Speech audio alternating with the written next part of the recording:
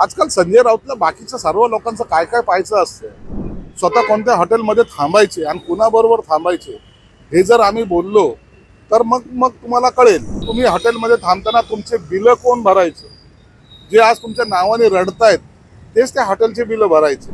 त्यांचं असं म्हणणं आहे की वर्षा निवासस्थान हे गुंडांचा आता अड्डा झालेला आहे आणि अशा प्रकारची जे काही टीका आहे विजय वडेट्टीवारांनी देखील एक व्हिडिओ ट्विट करून याच्यावरती टीका टिप्पणी केलेली आहे. काय कसं पाहता या संपूर्ण टीकेला? तो जो यादव आहे त्याच्यावर काही लोकांनी आरोप करायचा प्रयत्न केलेला आणि स्वतः यादवने सांगितले की .1 जरी मी त्याच्यात गुन्हेगार जर आढळलो तर माझ्यावर कारवाई करा.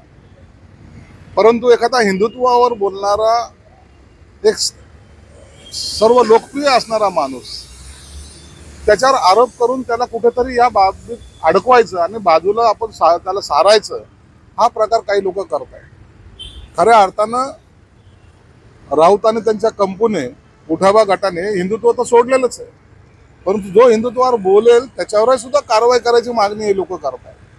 मला वाटतं हे चुकीचं आहे. जर त्याच्यात तो आरोपी असेल निश्चित त्याच्यावर कारवाई करा. आम्ही त्याचा सपोर्ट करणार नाही. परंतु बळजबरी आरोपी बनवणं हा जो प्रकार आता करायला लागलाय, हा नवीन पॉलिटिकल गेम मला वाटतं हे बरोबर नाही आहे. म्हणून आम्ही त्याचं समर्थन करत नाही. परंतु जर तो आरोपी नसेल तर निश्चित त्याचं समर्थन आम्ही करू. अनेक आमदारांची लिस्ट आहे असे देखील म्हणतात.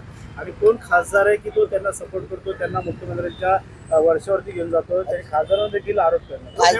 ज्या खासदारांनी त्यांना वर्षावरती घेऊन गेले ते सुद्धा ड्रग्जचं सेवन करतात असा आरोप संजय राऊत यांनी केलेला आहे. आजकाल संजय राऊतला बाकीच्या सर्व लोकांचं काय काय पाहायचं असतं.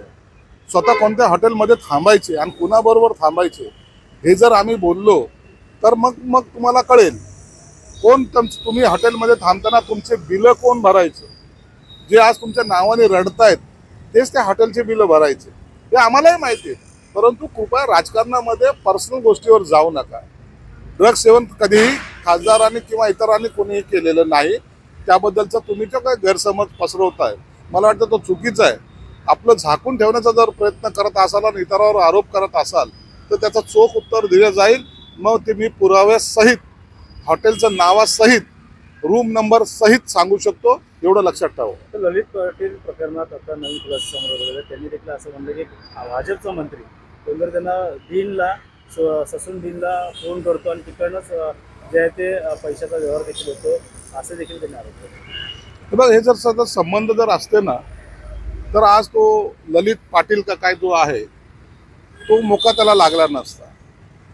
एक नाही तर 14 लोकांवर कारवाई केली गेली. 14 लोक आतमध्ये बसवलेत. आता ते 7-8 वर्ष 10 वर्ष सुटणार नाही आणि त्या भीतीपोटीच तो पळाला हे त्यांनी कबूल केलेलं आहे. म्हणून अशा ड्रग माफियाच्या मागे जो कोणी असेल, मग तो आमदार असो, खासदार असो, मंत्री असो, त्याच्यावर कारवाई करण्याची भूमिका ही आमची आहे.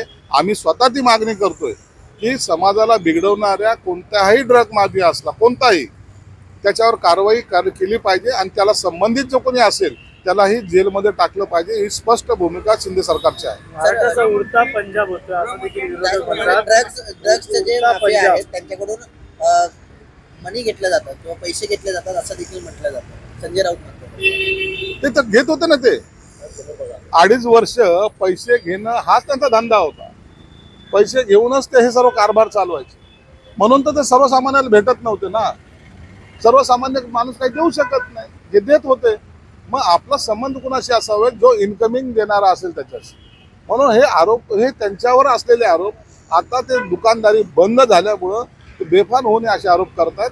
त्यात काही तथ्य नाही आहे. पोलिसांची मोठी कारवाई सुरू झालेली आहे. मात्र सगळे महाराष्ट्र उडता पंजाब होतं असं विरोधक म्हणतात. काय वाटतं, एकीकडे कारवाई पण देखील मोठ्या प्रमाणात पोलीस करत आहेत. हा महाराष्ट्र आहे. महाराष्ट्र कधीही उडता पंजाब होऊ शकत नाही. महाराष्ट्र हा महाराष्ट्र आहे. इथं संतांनी जे शिकवणूक दिलेली आजही तुम्ही महाराष्ट्रात पाहत असाल.